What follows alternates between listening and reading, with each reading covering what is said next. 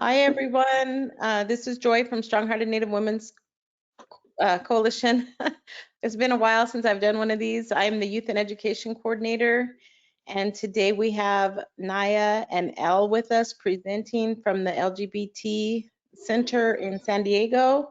And I am going to let them introduce themselves, and we will get started with their presentation so that we're mindful of everyone's time. This is being recorded. And if you have any questions, you're welcome to place them in the chat, and I will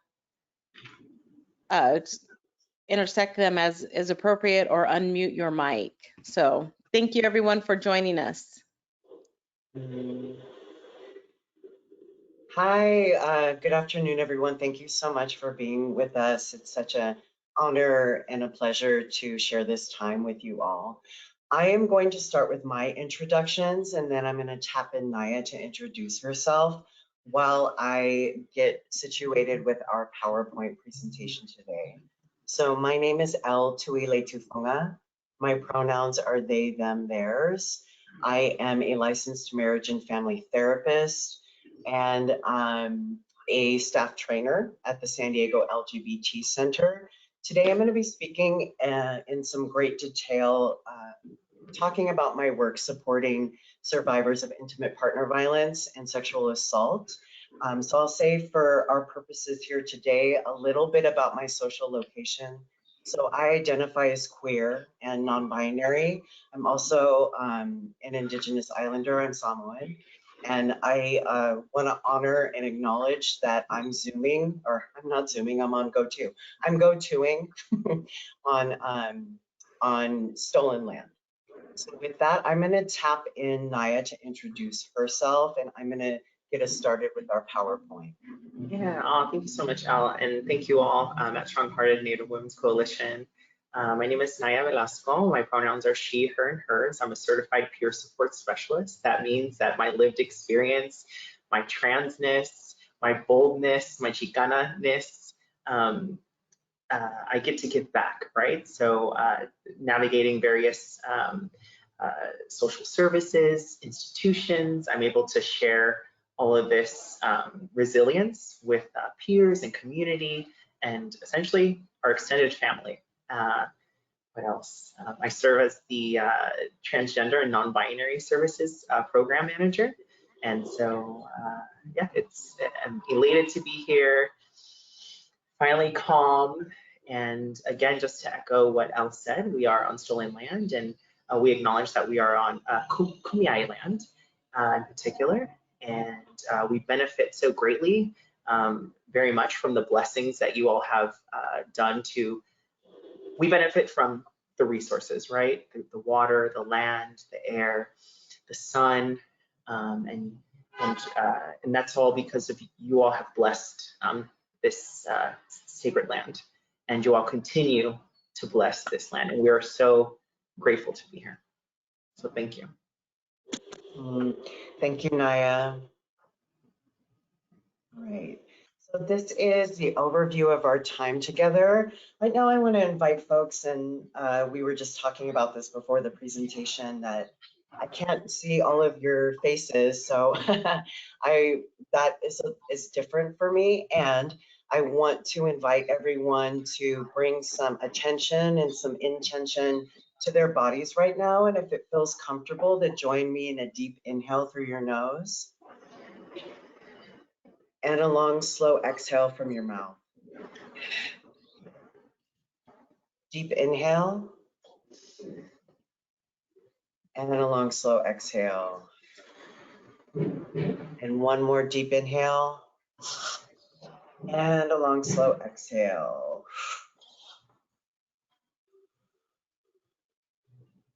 All right. So I want us to be really mindful of our bodies, of our energies. Naya and I are going to be speaking about some topics that can be very physically activating, emotionally activating, and we want to invite you all to care for yourselves as you need to. You know, maybe you need to stand up, maybe you need to step away, maybe you need to just shake out some physical energy that you're noticing building in your body. So we welcome that. I have all of my beverages with me. I'm going to stay hydrated. If you want to grab a pen and a piece of paper to take notes while we talk, great, please do. Want to make sure everyone is muted as we share our time together. Naya and I just ask that you kindly mute so we don't have background noise. So today we're going to speak about some LGBTQ terminology. We're going to give an overview of intimate partner violence and sexual assault. We're going to talk about our work as trauma-informed care providers. I'm going to speak in some detail about the Behavioral Health Services Department and our on-duty and crisis management team at the center and the services that we provide to support folks who are surviving from intimate partner violence and sexual assault. And then Naya's going to talk about her work, you know, in the trans and non-binary services department, the services that she provides. We're going to talk about our partnerships, talk a little bit about the Training Institute, and that will conclude our time. We'll have some time at the end for Q&A, but by all means, if you all have a question, I wonder, I'm hearing some background noise. So I don't know if that's my co-presenter, but if everybody could just make sure that they're muted, that would be greatly appreciated. Okay, so with that, we're gonna shift over to LGBTQ plus terminology. And I know there's a lot of knowledge and experience in the webinar today, so I thank you for that, for your work and your commitment to continued learning. So some of this may be new, some of it may be like, oh yeah, I feel comfortable and confident using this language. So sex is, just to break it all the way down, right? Sex is a biological description that designates like someone's chromosomes, someone's external genitals. That's why when we hear the phrase sex assigned at birth, it really is referring to the sex that a baby is assigned when they're born based on these factors, right? And sex is also a legal category, right? Those are boxes that we check in forms. So when we talk about gender identity and sexuality, gender identity for our purposes here today, just to help get the lay of the land and to help contextualize what we're going to be speaking to in the population we're talking about, gender identity is someone's internal sense of their self in relationship to social constructs of gender. So, you know, we have that internal sense of like, you know, I feel girly, you know, and all the things and all the meanings that we assign to girliness, right? Colors, ways of dress, like mannerisms. So that is internal. So we cannot see someone's gender identity. We can see it in their gender expression, our next term. So how internal sense of self is expressed. And a lot of times for safety reasons, folks aren't free to completely express their internal sense of self. So historically speaking, gender identity and expression have been policed, right, by the state. There's a history of anti-cross-dressing laws. You know, gender identity disorder used to appear in the Diagnostic Statistical Manual. So what doctors, psychiatrists, and therapists use to you know, categorically define mental health concerns. So that's changed to gender dysphoria, which is the distress someone experiences. So a lot different, right? So it took the stigma out of like something is internally wrong with how you see yourself to wait, the distress that is externally motivated, right? A lot of it is societally based. So just some overview. I was about to really go there, but for our purposes today, just some general terms. So when we talk about the construct of gender, we think about the gender binary, right? So it's that dichotomous system for classifying gender into female or male, and all of the meaning making that we've, you know, collectively throughout history, and as a vestige or an offshoot of colonization, right? that men have certain roles, women have certain roles, who can vote, who can't vote, who can you marry. So lots of historical and political implications of the gender binary. So just some general terminology I'm reminding myself. So transgender is an umbrella term. Trans is Latin for on the other side of. So thinking of that binary, trans is someone whose gender identity, their internal sense of self, is on the other side of that binary, the sex they were assigned at birth or in movement from. So trans is Latin for on the other side of or movement. Cis is Latin for same. So that's a person whose gender identity is the same as. Cis is on the same side as the sex they were assigned at birth. So I spoke about these acronyms: AFAB, AMAB, assigned female at birth, assigned male at birth. So non-binary, I introduced myself as identifying as non-binary. That's an umbrella term. It really encompasses, and it's highly unique, individual, and personal for each individual who identifies in this way. But in general, using that umbrella definition, it's someone whose internal sense of self does not neatly align with the gender binary. So literally non-binary. Some synonyms are things that fall under the non-binary umbrella: genderqueer, agender, androgynous, or gender fluid. So movement and gender non-conforming, not conforming to societal expectations of gender expression. So taking a look at sex, gender identity, and sexuality, sometimes sexuality is confused with gender identity. So in the acronym LGBTQ, there's some sexualities and then some gender experiences or gender identities, right? So lesbian, gay, bisexual or sexualities. Transgender is an experience of someone's gender identity, right? So I think that may count or that may explain some of the conflation, right? Some of the confusion. But sexuality can be influenced or shaped by someone's gender identity, right? So a trans feminine person who identifies as a lesbian, right? So she's living her life like to its fullest, right? She identifies as a woman. So her attraction to other women, she would identify as a lesbian, right? So sexuality and gender identity are very interconnected, right? Those identity markers. So, right, gay. Gay has become, in many ways, an umbrella term in and of itself, right? Like, so gay used to just refer to cisgender men who are attracted and have relationships or sexually attracted to or romantic relationships with cisgender men. But gay can be, you know, anyone who's experiencing same gender, genderqueer attraction. Lesbian, bisexual, you see the definitions there, just general terms, which I imagine all you folks are comfortable with and know the definitions. So queer is a word that you use, that we hear used more often. I identified as queer.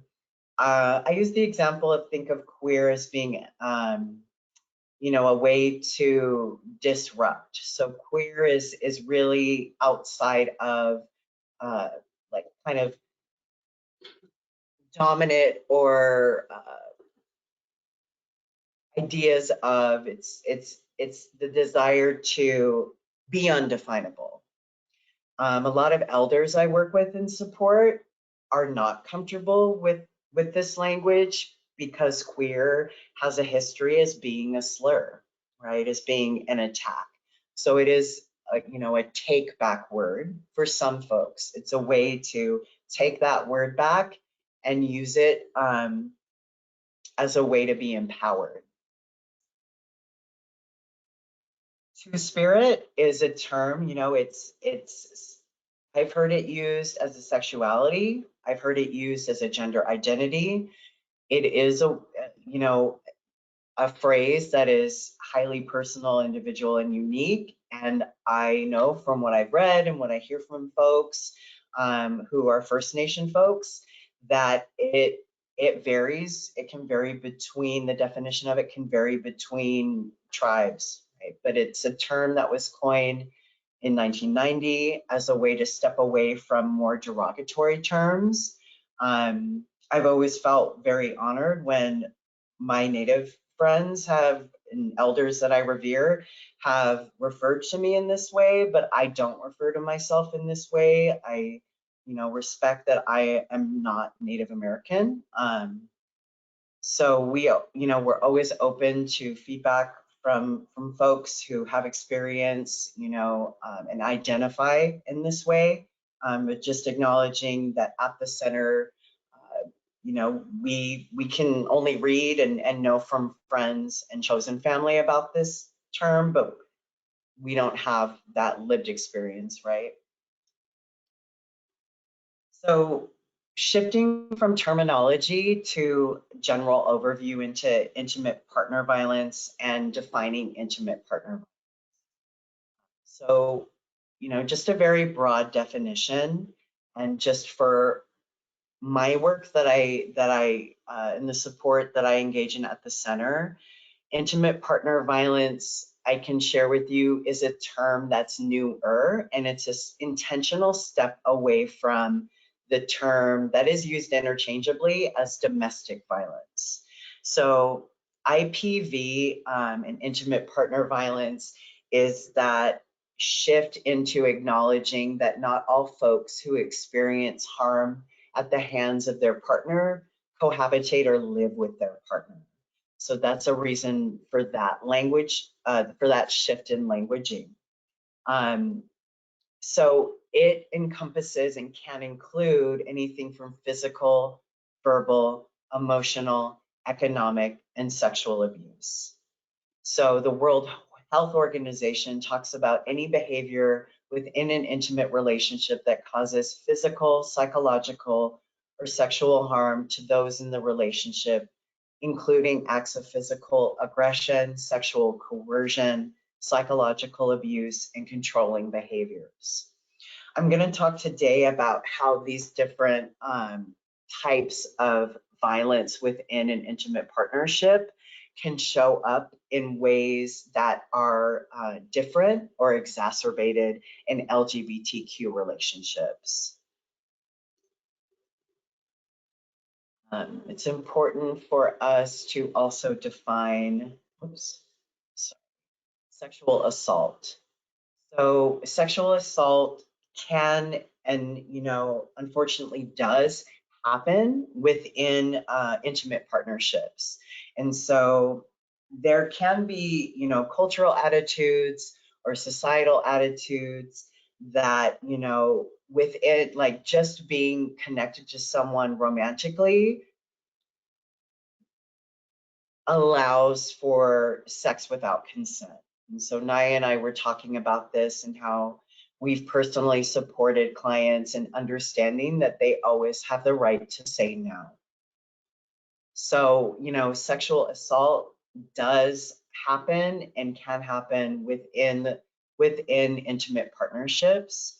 A unique element of sexual assault that I have seen in community is folks who have consented with a partner, and that partner then violates that consent and that trust by inviting in outside parties into a sexual experience. So unfortunately, right, that isn't exclusive to LGBTQ community, but I did want to highlight that that is something that I've supported survivors with. That they felt that that was something that was happening in their relationship. And we'll talk today about internalized stigma or internalized homo or queer antagonism, right? So that's when someone experiences homophobia, we've heard it called, or homo or queer antagonism. So, right, threatening, stigmatizing behaviors towards LGBTQ folks, and that becomes internalized, and that folks experience shame and guilt about their identity and about their expression of either their sexuality and or their gender identity. So thinking about LGBTQ specific IPV, something that occurs within LGBTQ community survivors is that there's isolation and threats over outing. So not all folks are out in all contexts. So not all folks share openly about their sexuality, about their gender identity, and that, you know, threatening to out a partner becomes a tactic of control. You know, threatening to out someone in their place of work becomes a tactic of control. Additionally, using vulnerabilities, right, to objectify, to oppress someone, whether it's isolation from their family of origin, right, that they've been shunned because of being LGBTQ from their family. And so then the partner has that added control and leverage. So these are unique vulnerabilities to our community, and something that I've done trainings, you know, with the district attorney's office, with some branches of law enforcement to help them to understand the dynamics that can be present in an LGBTQ relationship. I think I skipped a slide, so I want to make sure. Yeah, I skipped several slides. Or no, I'm skipping ahead. Everybody close their eyes. I need to find my place. Okay, thank you. Okay, so I knew I was missing the wheel. This wheel may be familiar to folks. It's based on the Duluth model. And while critique has been brought to this model, I find it still very helpful in working with survivors to be able to identify what was happening in the relationship. So you'll see this model is modified to address some of the, you'll see that outer rung of the wheel or the outer wheel. These are societal forces that converge, right? So heterosexism, homophobia, transphobia, that these are all part of biphobia, part of the larger societal framework that can help, again, like really using societal stigma as a part of this power and control wheel. So you'll see the spokes in the wheel using isolation, using privilege, using economic abuse, using coercion and threats, using intimidation. And this is similar, and there are some differences. So it's the same power and control wheel, and the differences is that each spoke speaks specifically to LGBTQ relationships and how these forms of power and control and abuse can manifest in LGBTQ relationships.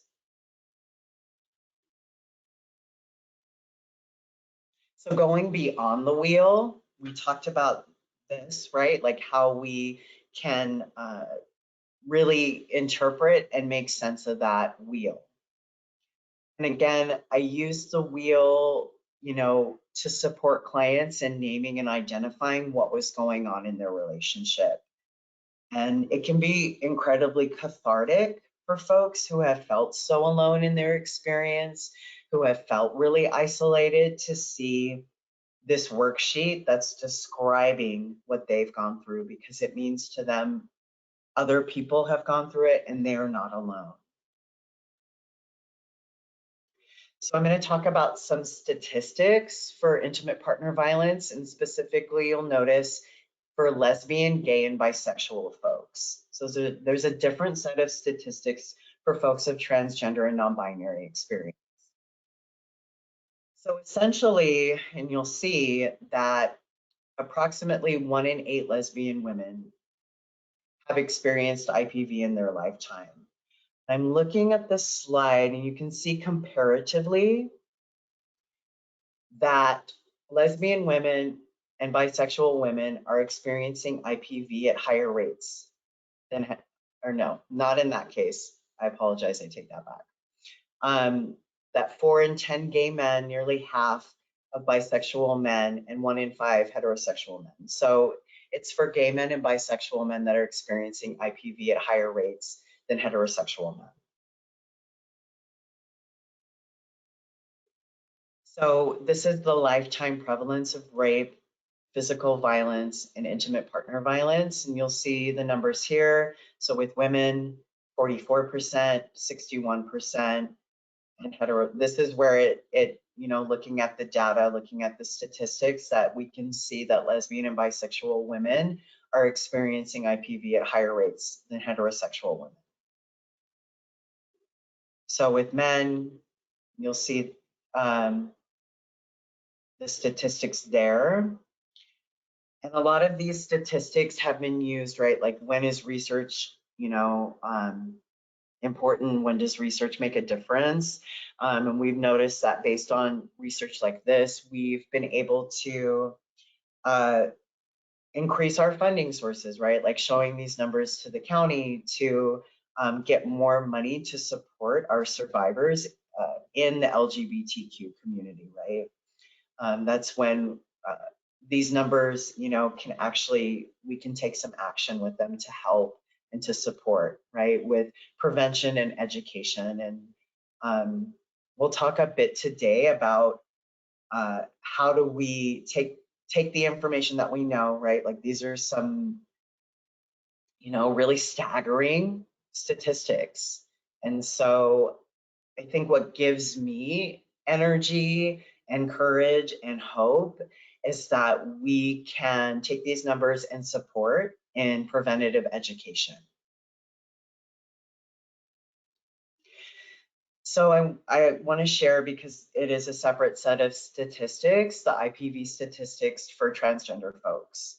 So you'll see that more than half of transgender folks surveyed. It's important to note that too, right? This isn't all transgender folks, but it's more than half that were surveyed that participated in this research have experienced partner violence, intimate partner violence. And so nearly 1/4 have experienced severe physical violence by an intimate partner. I am going to share a clip right now. So we practiced before we signed on today. I'm feeling confident. So if you'll give me a moment, I'll get that video up.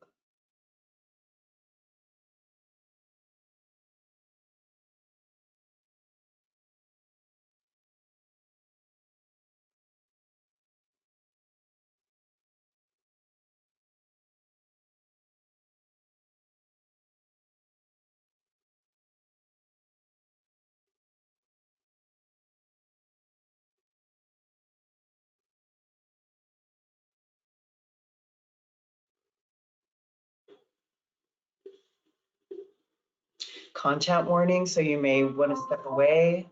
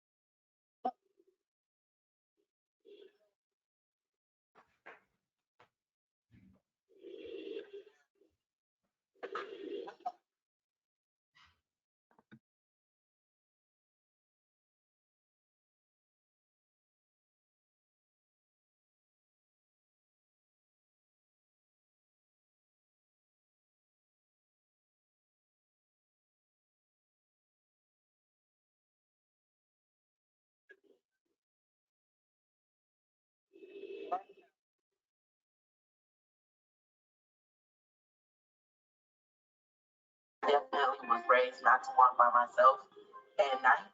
And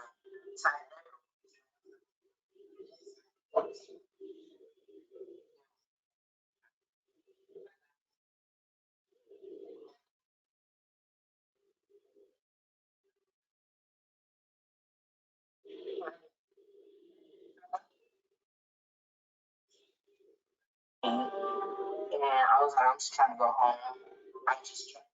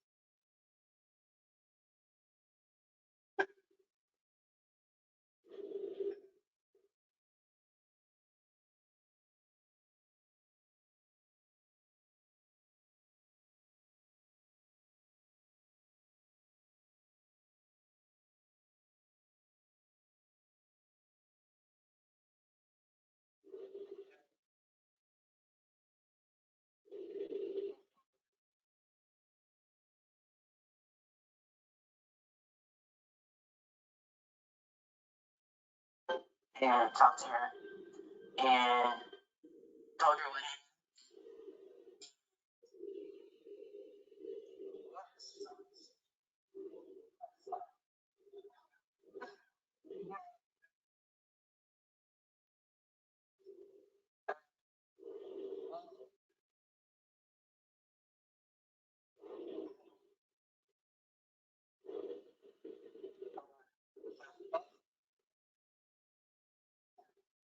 The rape was my fault for being gay. I had missed my period.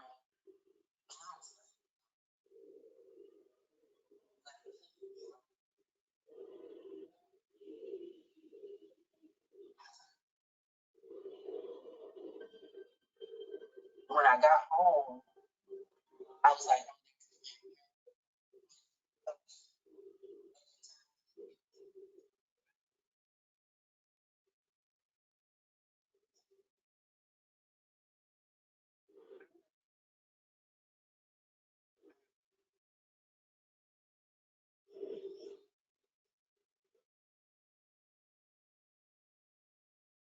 I got pregnant.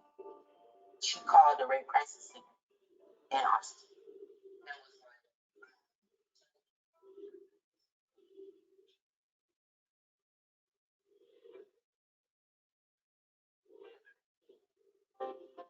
And I don't know who paid for it or maybe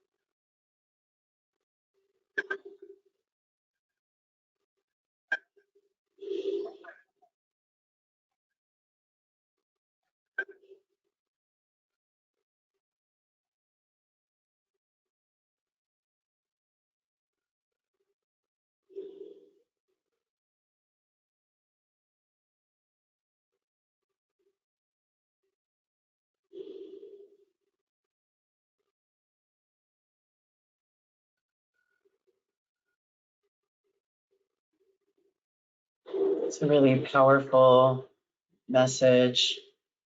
I'm going to give folks some time to take a deep inhale, long, slow exhale. Just push that out.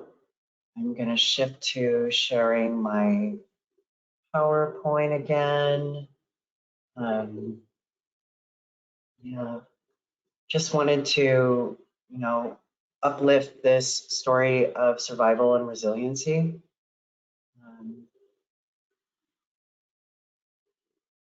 Get the slides back.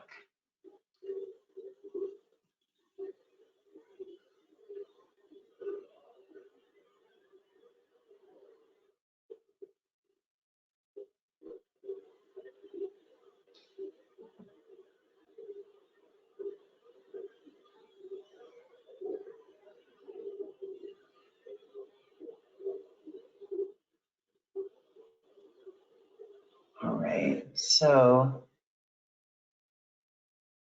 you can see, and even based on that person's experience, that folks who identify as part of the transgender community, more than half of the people who are participating in these surveys, right?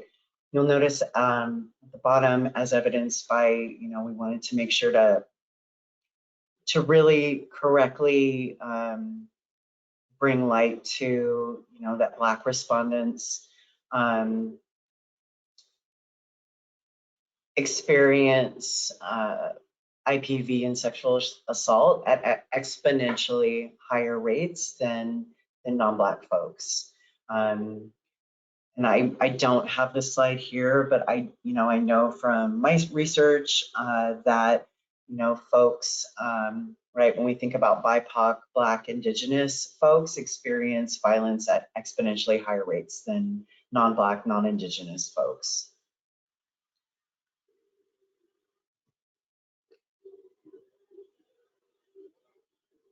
Let's see.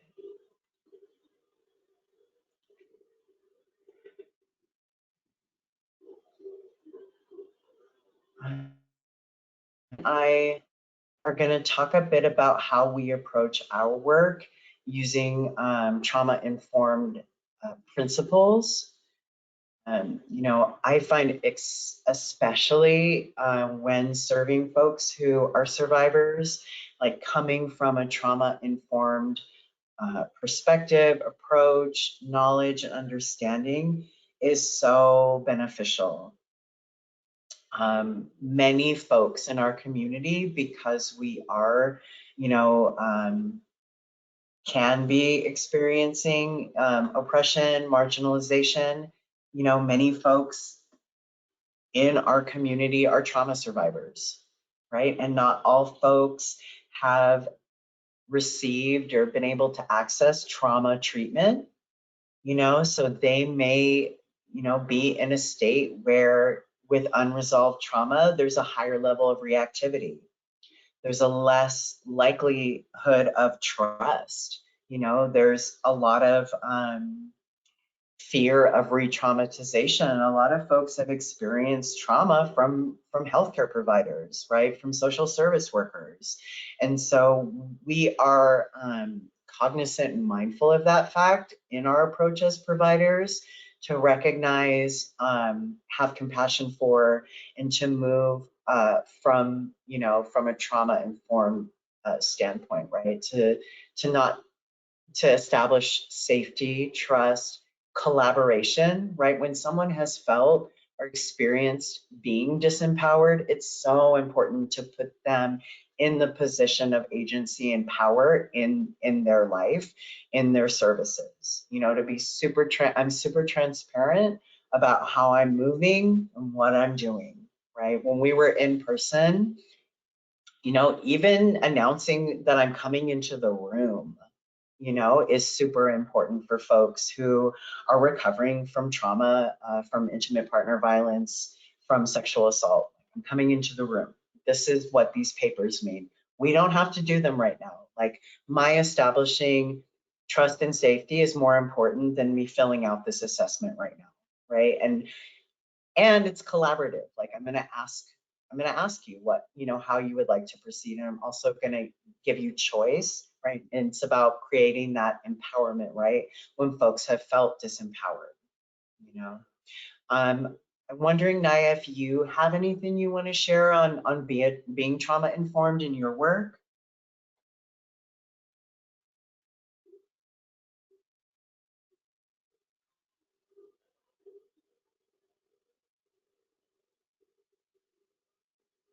And it's okay if you do not.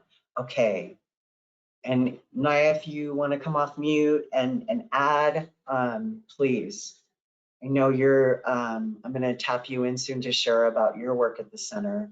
So with that, I'm going to talk about the barriers to treatment and help for folks in the LGBTQ community who are, survivors. So there is Can y'all hear me? Yeah. Oh my gosh. Okay, sorry, I was having some technical difficulties. My apologies. So if we can actually go back to the slide. So, yeah, of course. yeah, perfect. I still have not. Here we are. Perfect. Yes. So as Elle described, we really lead with compassion and empathy. A lot of the philosophies. So one of the philosophies is trauma-informed care, right? And so a lot of folks that are reaching out to us, a lot of folks that are accessing our services are in a sense of urgency, crises. I'm thinking about like my trans and non-binary folk that I serve every day. And I'm getting some feedback. And many of these folks are experiencing various forms of discrimination, right? Elle had mentioned like medical discrimination, accessing basic human rights such as housing, employment, constantly being policed. Like, having empathy means that, putting yourself in their shoes. So like, for instance, like when we think about like legislation and laws and the erasure of non-binary folk, especially in the federal government, like we have to really lead with compassion and empathy, So a lot of what we do, like Elle was mentioning, is we have to create safety. We have to establish trust, and that is trusting the expertise of the person that is in crisis, that is in need. They're going to tell you what they need. They're going to let you know exactly how you can best show up for them. It is very much a collaboration. We definitely want to empower folks. We also know that some folks need more handholding. Some folks need more advocacy, right? And so in addition to that,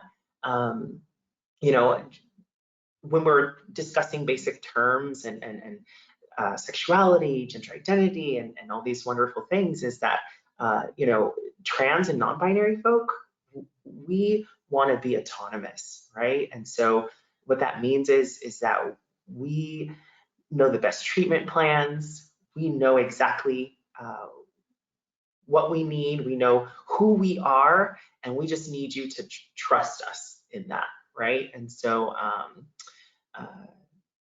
so also being cognizant of, mental health vulnerabilities and disparities, right? So we were talking about, I think Elle mentioned gender dysphoria, right? This dis-ease within your body, this unalignment, a lot of folks being denied access to life-saving treatments, a lot of folks not being able to find reflections of themselves in healthcare institutions, mental health institutions.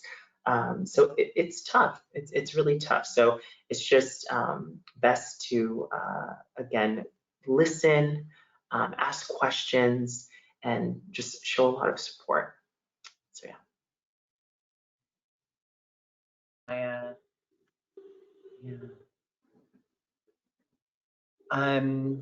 As Naya was speaking to, there are, structural, external and internal barriers to folks seeking help.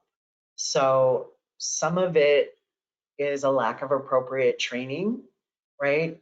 There's studies show that when folks from the LGBTQ community feel that they have to educate their provider on who they are, that they're less likely to seek help from a provider.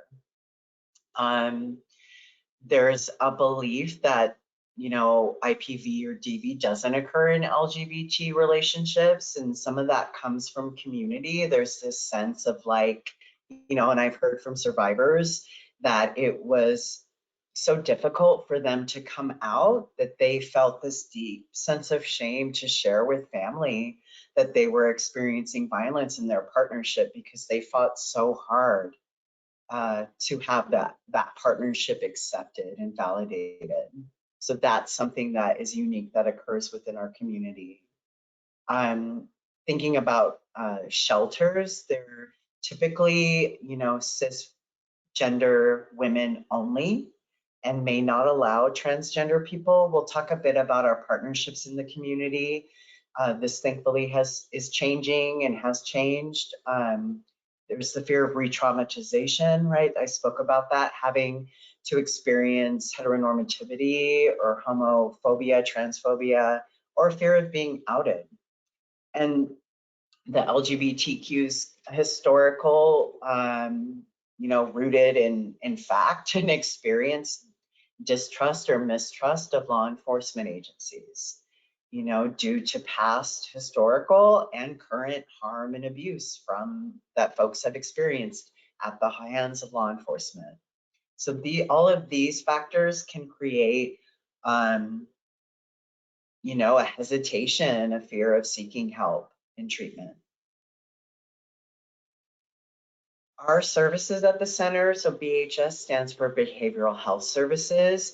So we offer individual, couple, and family counseling. So I am the lead clinician for our treatment intervention program for relational violence.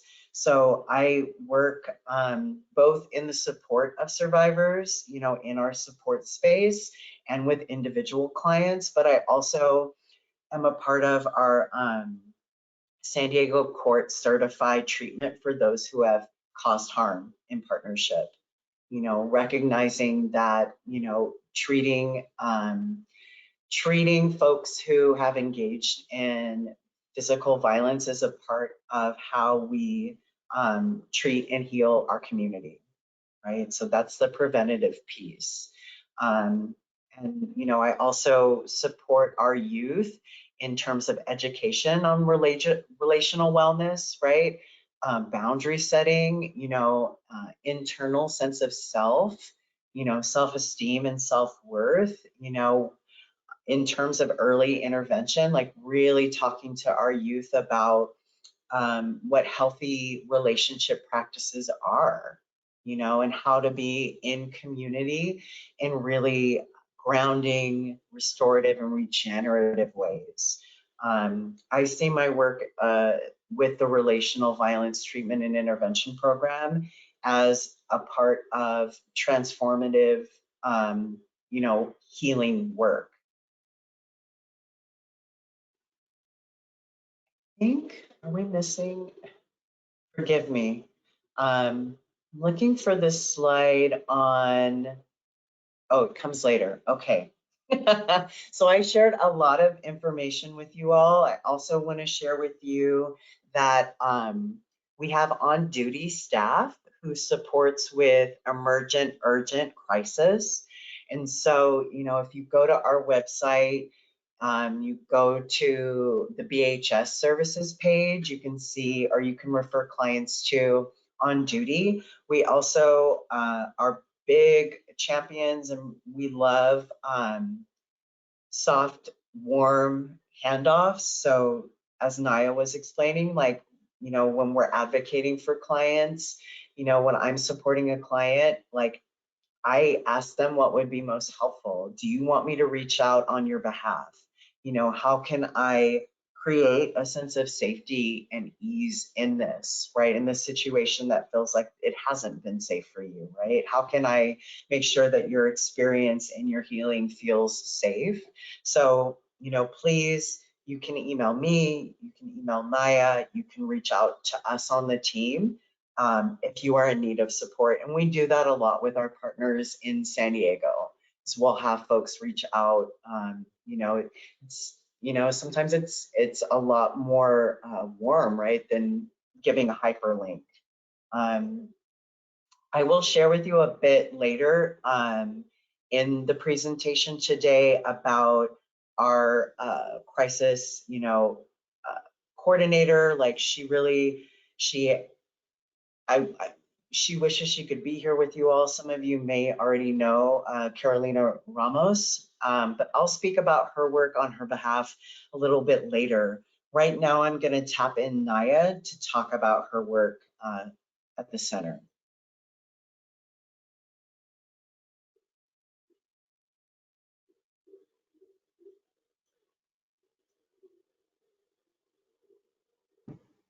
Okay, hello. Hi. Okay, perfect. Yeah, so as I mentioned before, I'm the Transgender and Non-Binary Services Manager at our San Diego LGBT Community Center, and I have the utmost privilege and honor to lead what is called, or actually manage and oversee, Project Trans.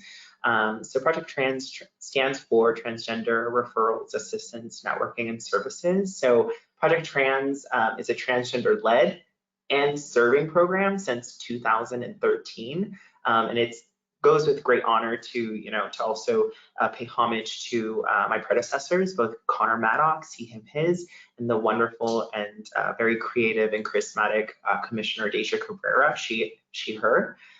So just to kind of give you all an idea is that, all of the center's programming, our housing department, our behavioral health department, our youth services, our older adult services, our youth housing program, all of our programs, Black services, are all trans and non-binary inclusive. I just want to emphasize that Project Trans is specifically a program supporting gender identity, right? Those terms that we learned earlier today. So we have grown exponentially, and we were talking about trauma-informed care and advocacy and all those things, and am happy to announce that we are expanding from a program and department of one. We are now expanding and have a live new role. It's a peer advocate and peer support role. So this role, we honor lived experience. This person would help with the wraparound services and the individualized needs of the trans and non-binary questioning and exploring community. So just to paint a picture of how wonderfully we've expanded, in fiscal year 2018, we served 2,369 clients. Fiscal year 19, we served 2,749. Our fiscal year 20, we served 4,137. Fiscal year 21, as we know, that's when the pandemic hit, and so now we offer very much like this training. We've been able to eliminate some barriers, and we've thought outside the box, and we've creatively been able to engage with community, so virtually, right? And so eliminating quite a few barriers. All of us have handheld devices, the majority of us do, right? And so fiscal year 21, we served 5,930 folk, and then we still have 3 more months until this fiscal year, but we've already almost surpassed that, or not surpassed, almost surpassed that, but I have an inclination that we will, and that's 4,129 folk. And then next slide. And then also like a way in which I want people to kind of think, I don't know if you all are service providers or are community partners, but marketing is really, really important. Inclusion is really important. And a way in which we were able to expand our services is like through our language. So before we used to just be transgender services, but on our website, all of our marketing materials and things like that were really intentional on transgender and non-binary services, right? And then also a huge task is inclusivity, right? And so creating and cultivating a really safe space for folk. And what that looks like is, like, for instance, we used to have groups that met, like, I'll just paint a picture. Our non-binary group would meet only twice a month, but that didn't seem, that wasn't, how do you say, that wasn't, it wasn't inclusive.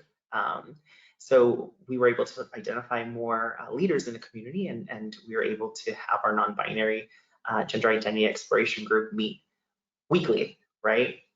Reoccurring. And so I, really encourage you all, whoever is either tuning in, listening, to really check out your marketing, right? Is it inclusive? Is it expansive? Is it in fact trans and non-binary inclusive, right? So language matters, cultivating specific and intentional spaces are very impactful, and they impact our community in a very positive way. So anyways, we do offer wraparound services, right? So cross-department collaboration. Ella's mentioning the wonderful work that Alicia, they use all pronouns. They're a crisis caseworker. So, a lot of folks were, especially during COVID, adding another layer of crises, right? The global pandemic, a lot of folks were seeking behavioral health services, therapy, but a lot of folks were spending a lot of time with themselves, and they were able to actually, explore their gender identity. So, we've definitely had an influx of, service visits. So behavioral health, if you do have someone who is in need of a gender affirming letter, a letter of necessity to receive treatment, surgery, healthcare, our behavioral health department does write those letters of necessity. Cross department collaboration looks like us working collaboratively with our crisis caseworker, Carolina Ramos. It looks like working with our immigration department, right? It looks like working with our housing department to make sure that someone is either whoever is experiencing maybe housing insecurity. We definitely want to prevent them going into being in the street or experiencing a higher level of homelessness. So we work with our housing department to get folks transitioned into maybe a shelter, maybe a new apartment, maybe financial assistance. So a lot of cross-department collaboration. So direct and immediate referrals. That can look like, again, behavioral health. A lot of folks are looking for healthcare, right? So a culturally sensitive and competent provider. We'll mention a little bit later on how you can become more culturally sensitive with our training institute. Elle, myself, along with other wonderful staff members, we do provide trainings. We do provide series of trainings. So if you want to increase your knowledge, your sensitivity, cultural humility, all these wonderful things, terms, we definitely encourage our partners, our stakeholders to attend these trainings, and sometimes they're often offered for free. Another thing is that I identify a lot of stakeholders in the community, right? And so a lot of valuable players, folks who are going to help advance our community, take folks to the next level. That can look like, for instance, financial literacy, helping folks improve their credit so one day they can be homeowners. They can, we definitely emphasize networking, legal aid, workshops and education, gender affirming items. We want to really empower our community. And we do that with finding incredible partners like you all. Like, for instance, I'll give you all an example, like Strong-Hearted Native Women's Coalition. Like, if I have a trans woman who is in fact experiencing intimate partner violence, who's being discriminated against, like, I can call you all and we have a wonderful relationship where I can streamline a person into your all safe house, right? And so I also want you all to think not only in like language and inclusivity and your knowledge and expanding your capacity. I just want you to also critically think on how how you can best support, advance, and be more in alignment with the things that us as very vulnerable, very marginalized folk need. So next slide.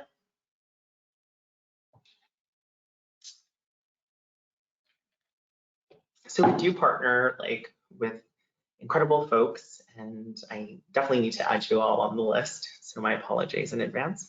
But we do partner with USD Law's Name and Gender Marker Changes Clinic. They have our partnership began with them in 2018, and they're now hybrid and virtual.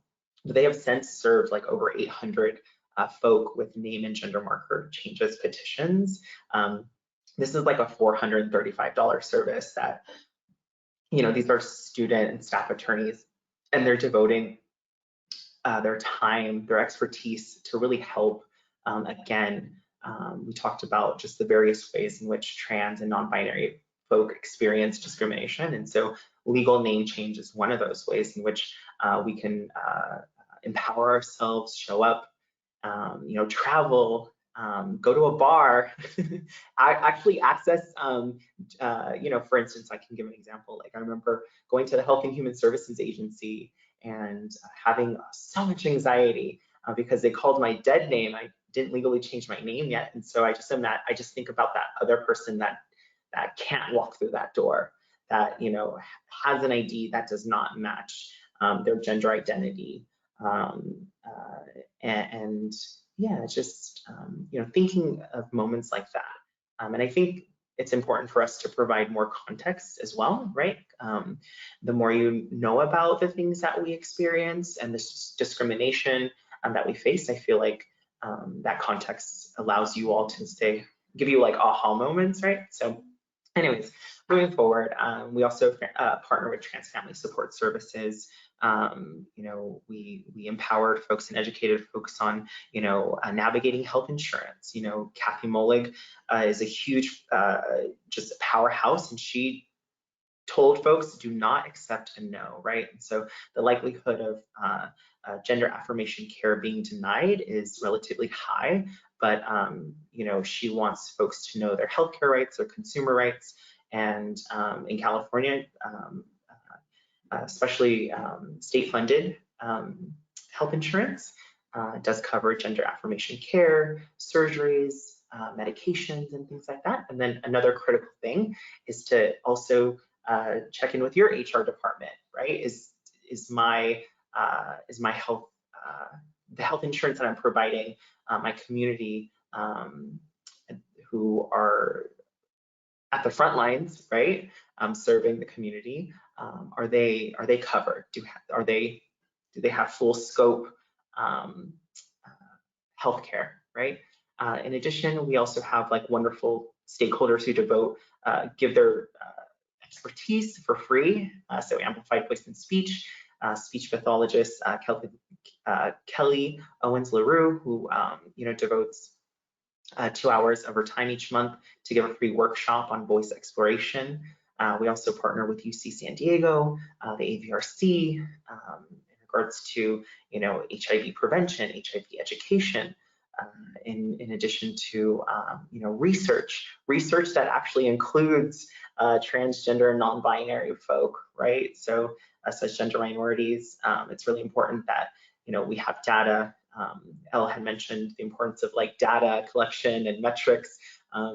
It really does matter in our advancement and also in our inclusion. Legal Aid Society of San Diego is a wonderful powerhouse that we work with and collaborate with, particularly the Consumer Center for Health Education and Advocacy. These folks are very cutthroat.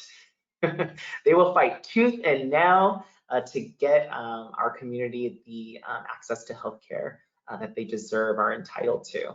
And so again, when we talk about that trauma-informed care, I have to highlight the incredible work that staff attorney Antonio Page Khan does, answering calls immediately that we've either streamlined to them. In addition to understanding, he has a lot of empathy and understanding of the marginalization, and so the turnover time for things to get done is relatively quick, right? So an appeal, a grievance, filing a complaint with the Department of Managed Care Health on a state level, like, yeah, they don't play. Also, like Greenberg law, employment law, letting folks know of their federal employment rights, that they cannot be discriminated against by their gender expression, their sexual orientation, their gender identity, like the importance that you have to utilize the correct pronouns. You cannot police our bodies. You cannot ask us inappropriate questions. So the rhetoric has really changed, within the past couple of years, as like, yes, we are victimized, but we also know our rights, and we will be victorious, right? And so another wonderful partner is Law Office of Octavia Law. Civil rights, they're also a wonderful donor to our department, excuse me, and they're all about civil rights. So financial literacy, that looks like housing rights, and that also looks like, I'm forgetting another one, but anyways, moving on. Next slide. And then we did say that we're going to mention some support groups. So we do have some recurring groups, and these are just more than support groups, right? So these are in collaboration with our behavioral health department. This is in collaboration with, again, those vetted and those wonderful stakeholders that share their expertise with us. We are also accessible. We do offer and provide Asl Interpretation. Again, we're talking about the importance of, being a reflection of the community that you serve. So our Asl interpreters are and the kudos goes to our contractor, who is a non-binary trans femme person, and they have wonderful contacts. And our Asl interpreters are non-binary. They are genderqueer. They are trans. So it's awesome when we can see reflections of ourselves in institutions. It's really, really important, and it really breaks down that wall, and it helps. It really helps just, again, validate our experience and our existence. Next slide. And I think I'm done for now.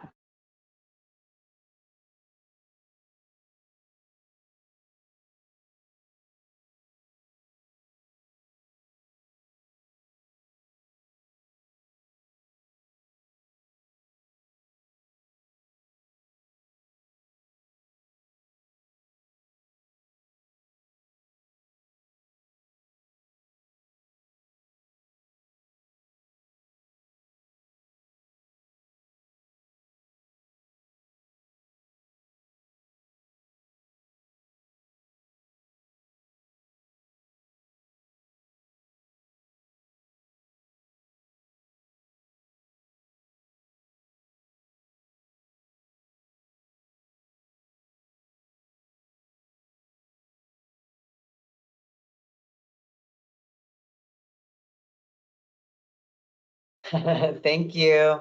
I kept clicking in, nothing was happening. So I'm going to speak about, and I had mentioned, our All Gender Survivors Support Group. It happens on Zoom. It's very unique in that folks of all gender identities and expressions are welcome into the space.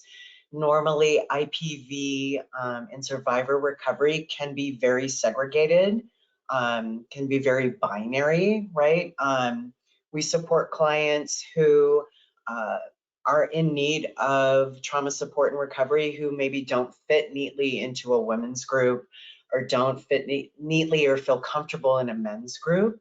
And we use present focused, which is trauma informed, right? So, especially meeting remotely, it's super important to meet with an individual therapist to talk about the event, if that is what a survivor is in need of, but meeting as a group, right? Sharing details of an abuse event could be very triggering for other folks on the calls, very activating. So before folks come into group, I meet with them individually to discuss the parameters or the boundaries of the group, the hopes of the group, and to ensure that group that group modality is the best way to support a survivor, right? Group is not, you know, it's not for everyone. Some folks are really in need of individual support. And some folks don't feel comfortable or safe sharing in a group setting yet. But what our group provides is a virtual space to relate and to connect to other survivors of trauma and intimate partner violence, sexual assault. So we use, it's very discussion oriented as well, I'll say that. It's very, you know, our group is very tight knit, right? Folks have gotten really close. And there's a lot of trust built in there. So a lot of times as a facilitator, you know, you know, the group, I let the group take the shape and check in with each other, take the shape that it needs to take that evening. You know, my role as a facilitator is to have activities, exercises, some education pieces about trauma and the effects on the brain and the body. And, you know, I get to lead and facilitate grounding exercises and somatic practices, like, you know, where we are in some movement, even though we're on the computer, right? That folks get up and they start to, if it feels accessible and safe, like feel into their bodies and move some of the energy around. You know, in terms of if you were thinking of a client that you support or a community member you support, you know, please reach out to me individually, and I will meet with that person, and you know, we can go from there. So while this group is advertised on our website, the link is not available, and that's another measure to protect the safety, security, and confidentiality of the space. So the space, right, is, I've had folks reach out who are, you know, students, or they're studying about relational violence, or they're, you know, getting their master's in counseling, and they want to come observe the group. And so, you know, obviously that's a no for me. I meet with those folks and answer questions, but this is a protected space. I'm going to go to the next slide, and then I believe Naya's going to come back on.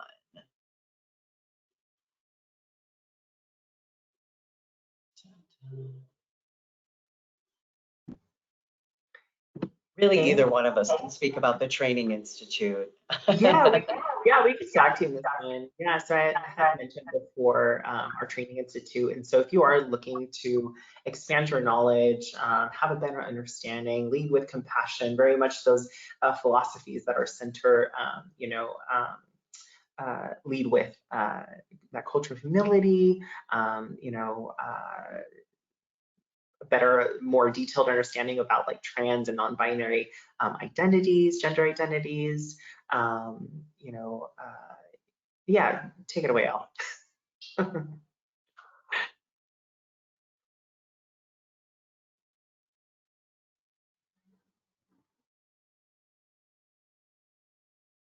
Yay. So contact information is there. We have a plethora of trainings on many topics. Please do send all inquiries to that email, and it's really a part of our mission and community to provide educational, accessible trainings. As promised, I'm going to speak about Carolina's work with the center, and her and I had the pleasure and privilege to speak with her about her work, and I want to share with you, I wish I could, you know, really capture the richness of and the wealth of her knowledge and experience. And it's important for us to talk about her work. So what she did is she created a slide for me to share with you all. And so I do, you know, she spent her time, which is, I super appreciate and value, laying out what she does. I think for our purposes, I do want to say so much of it is not on this slide, right? That she does so much at the center. She provides guidance, advocacy, intervention, and emotional support through crisis. And, you know, she has it right there with an exclamation. It's crucial. So she supports folks who are navigating a variety of issues. So she supports parents who have learned that their child is LGBTQ+. So she's providing education materials and support in Spanish and in English.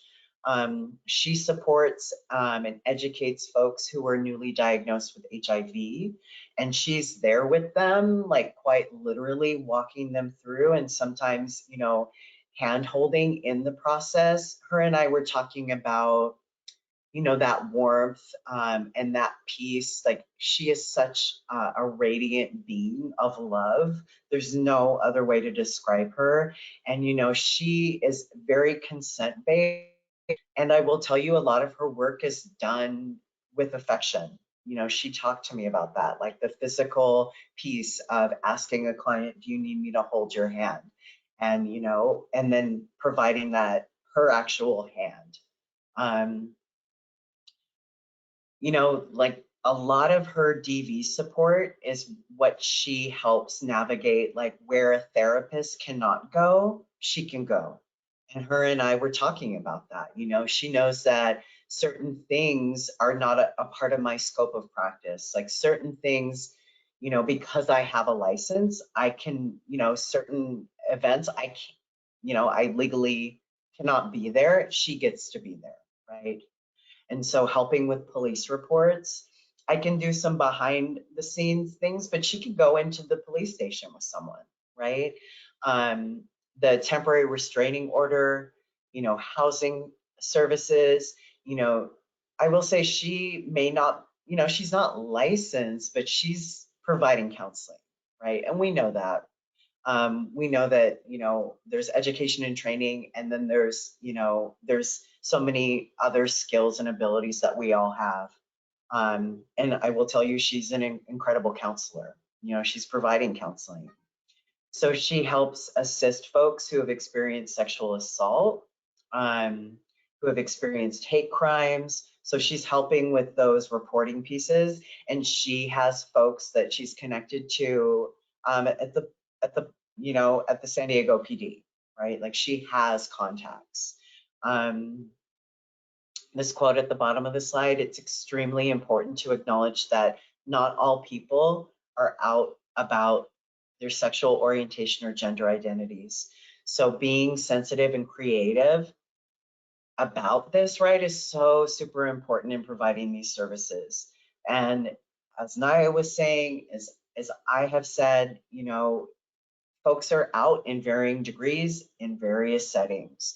And so I check in early and often about this, so I know how to speak about a client and how I can act on their behalf. That's reflective of their wishes, right? Like their wishes come first. This is her contact information. Again, such a resource at the center and in the community. I'm going to go to the next slide. And please, I'll leave it parked here for a minute if folks want to copy down her contact. Such a gift to the community. When we were all still in person, I'll just tell you a story about my relationship with her and how I was first like coming to understand her. You know, back at our center, the therapy offices were upstairs, and you know, unfortunately, we did not have an elevator, right? So not accessible. And I had a client who could not get up the stairs, and Carolina, week after week, would leave her office downstairs so that I could see my client in her office. Yeah, just to share with you a story that's illustrative of who she is and what she's about. Okay. So I'm going to tap in Naya again so you can mute me.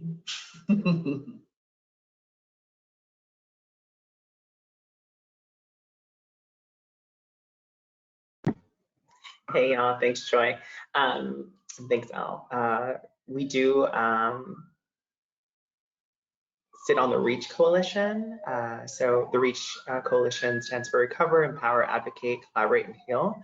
It's a joint effort of the North County Lifeline, Bilateral Safety Corridor Coalition, Generate Hope, Survivor Leader Network in San Diego, San Diego Youth Services, La Maestra, Community Health Center, Center for Community Solutions, North County LGBTQ Resource Center. Sorry, I live in downtown and there is an ambulance. Okay, we're all in the clear. North County LGBTQ Resource Center, the San Diego LGBT Community Center, and then also, I don't know why y'all aren't listed, but y'all, oh, there we go, Tribal Consultant. We have the Strong-Hearted Native Women's Coalition. Y'all are also serve on the REACH Coalition. So the mission is to build San Diego County's capacity to assist human trafficking victims and survivors through coordinated efforts that are trauma-informed, survivor-led, and culturally competent, to collaborate with law enforcement and county subcommittees to enhance and implement best practices for a victim. Again, victim-centered approach that supports recovery and healing in the physical, emotional, social, and spiritual needs of victims and survivors. Their vision is to provide a seamless system of care that endorses a comprehensive and holistic approach to the individualized needs of victims and survivors. So like we all know, like every victim's needs, immediate needs, and process is different. And values include respect, compassion, dignity, growth, knowledge, and dependable. And then next slide.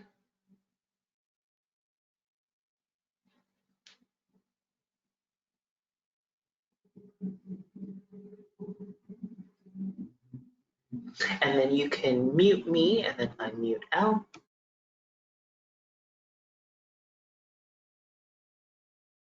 Wonderful. Thank you so much, Naya. So we have a partnership, Behavioral Health Services and the Center at Large has a really important partnership working with Center for Community Solutions.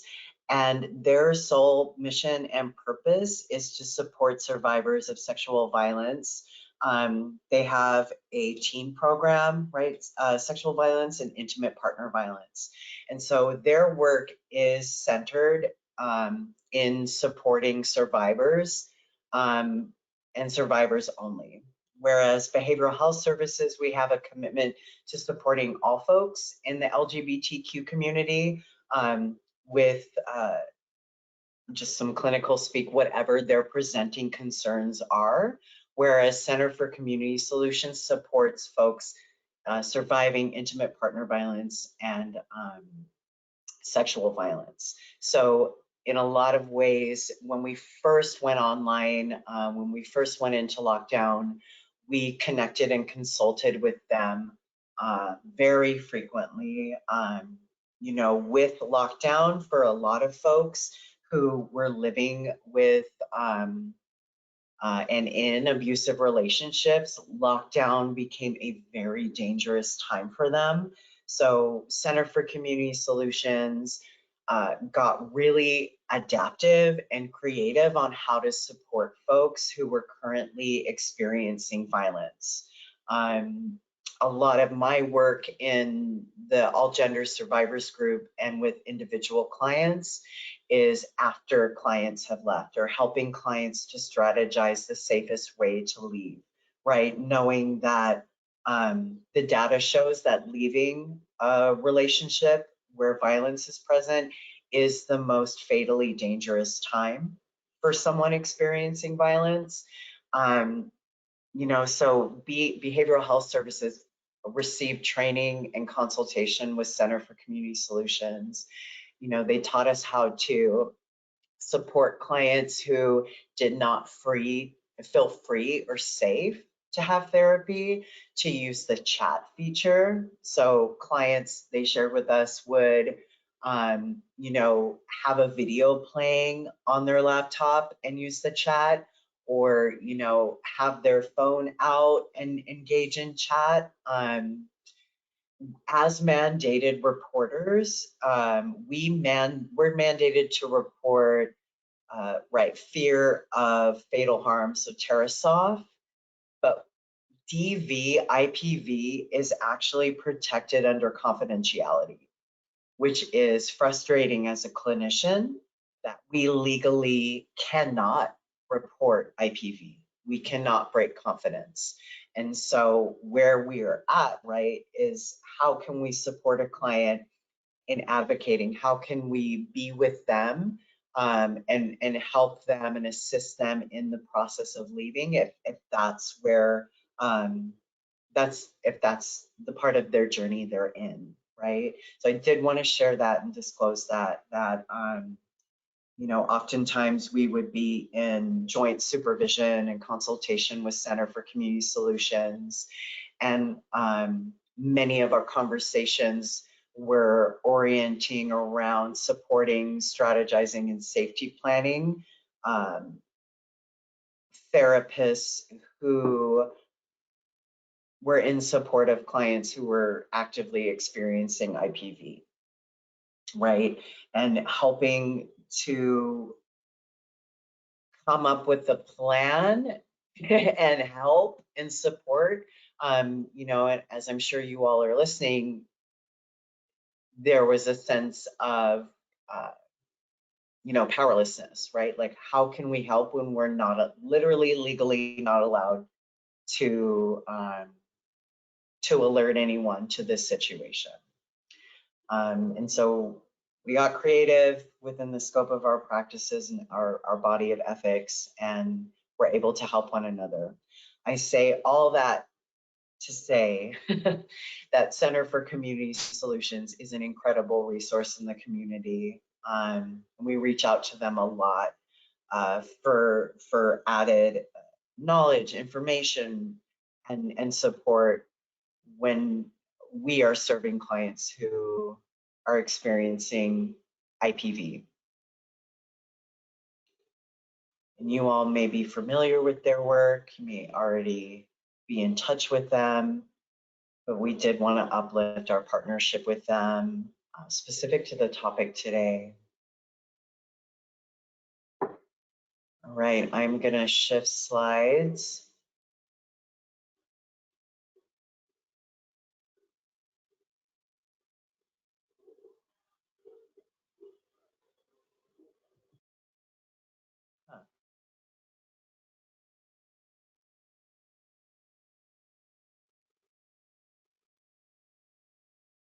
Naya may know. Naya, is this the last slide? Oh, you're probably muted. Yes, question mark? Oh, okay. So We're concluding. and totally okay. I think we may be running a different version. But I'm going to stop sharing. We're going to come together. Everything is going smoothly. I hoped we would end right about at this time to come off the slideshow, answer any questions, and also give folks some time to process and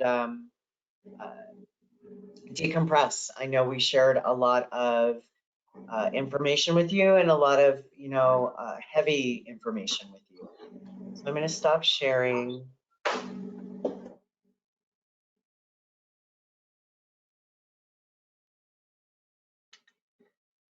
How are folks doing? How can they interact through the chat? Do folks have any questions they want to type in? Maybe something came to mind. Maybe you're curious about something, or you want us to touch base on something that we've already explained. We're happy to do that too. Elle, I put a note in the chat that asked that they raise their hands and I can unmute them, or they can type a question in and we can ask it on screen to you. Oh, perfect. We know I jinxed it this afternoon when we were talking, and I said that, you know, everybody was going to be shy since I said the last group wasn't. So we'll give everybody a minute to see what kind of questions they might have. I was just wondering, what is the best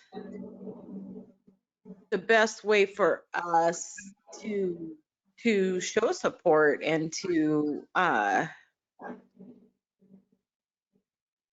lend a hand when because there's this is all relatively new terminology to a lot of people.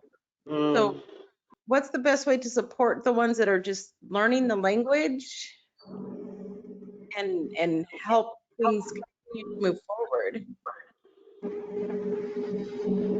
Yeah, thank you for the question, Joy.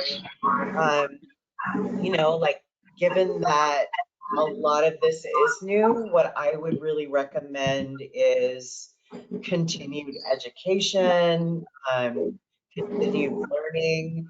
I invite folks, like some of the parents I support and caregivers I support, to, even go on YouTube. And not that, and I want to encourage you to reach out to the training institute. So that's number one. But number two, like, in integrating this new information, right, and applying it, to continue to seek information, to, practice using some of the terminology, to be in conversation about it.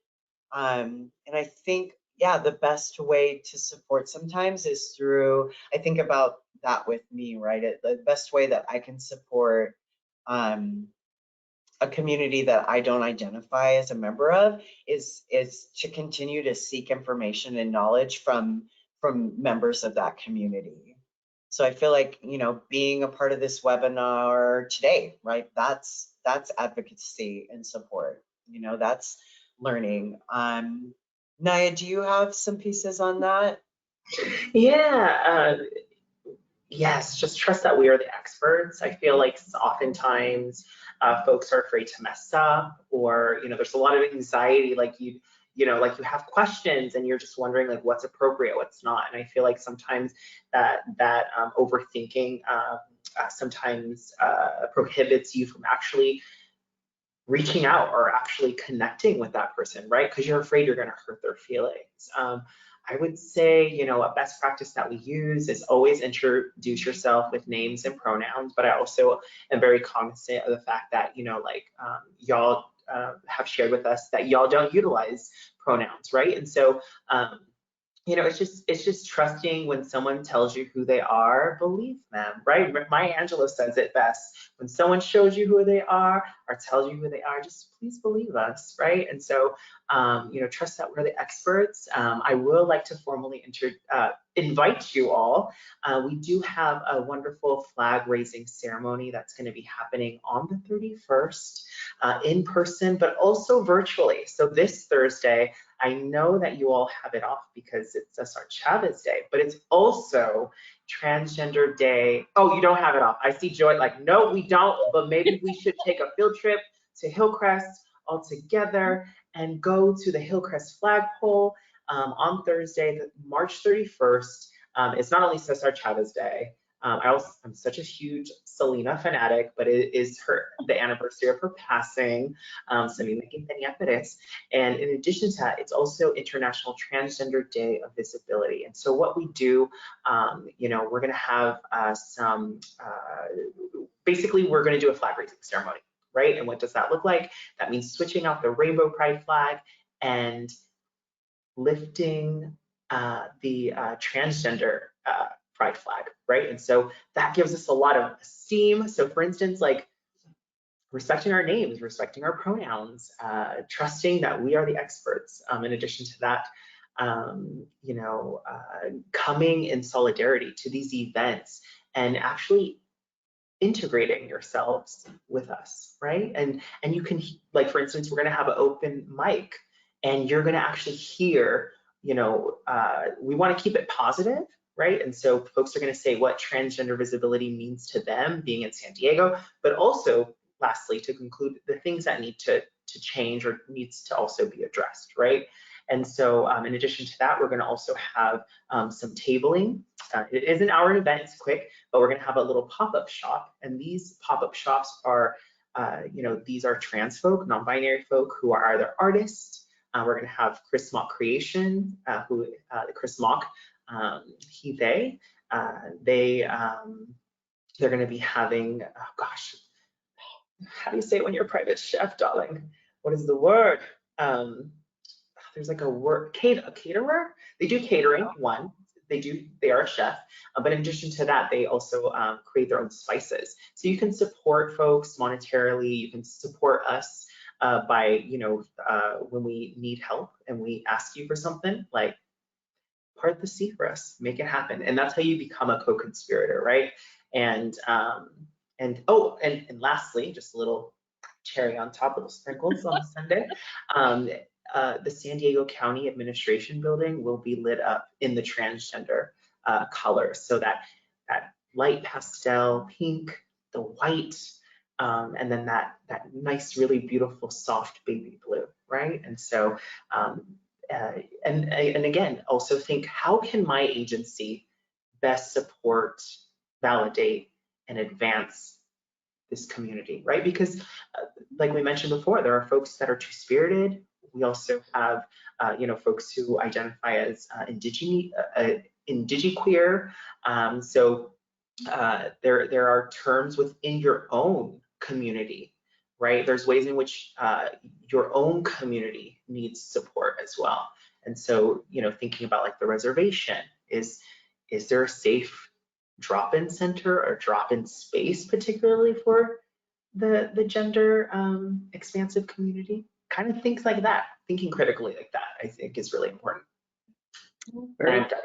Okay, well, thank you. I don't see any hands raised or any questions. You guys covered a lot of information, and I know for me, it took a couple times to hear it before it like made it through all the layers.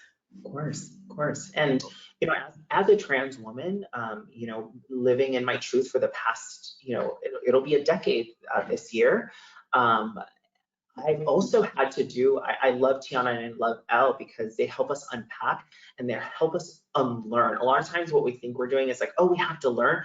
There's a lot of unlearning that also takes place, right? A lot of ideologies or belief systems like, the gender binary, the things that we have to let go of. That's also really, really important. But we're gonna hopefully share this information so you all can, keep the slides and have them to kind of reflect on, and yeah. Great. Well, I want to thank you both for your time, and I look forward to hearing you again on Friday.